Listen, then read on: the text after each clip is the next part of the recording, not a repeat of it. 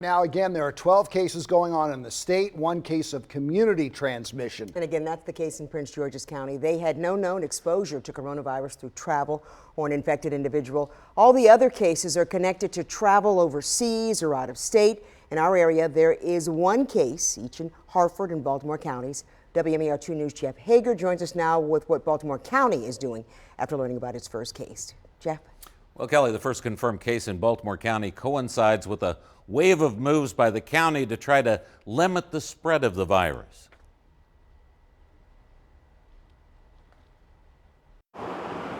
There are no suspected cases of coronavirus at this senior center in Towson, and Baltimore County wants to keep it that way.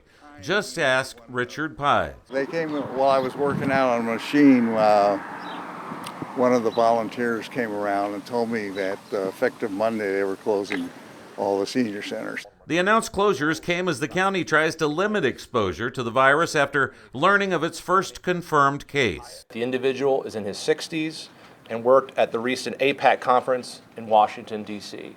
He is not hospitalized. It is believed the infected man has had limited contact with others since the conference, but therein lies the challenge for county health officials. It depends on how you want to define limited, right? Because most people don't live in a bubble, right? But at this particular time, we were able to kind of contact all the people that we thought that person was in contact with and do the appropriate testing when necessary. In addition to closing the senior centers, the county is canceling all of its organized recreational activities, its remaining budget town halls, and other public hearings.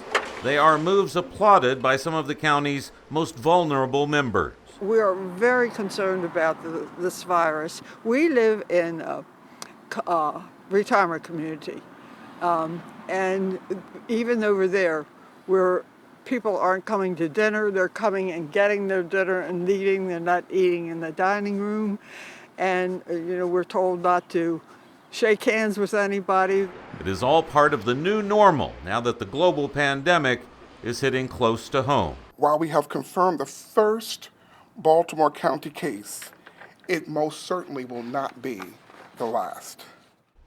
Now, thus far, 20 people in Baltimore County have been tested for the virus, and while 1 man has tested positive, the others have come back either negative or they're still pending.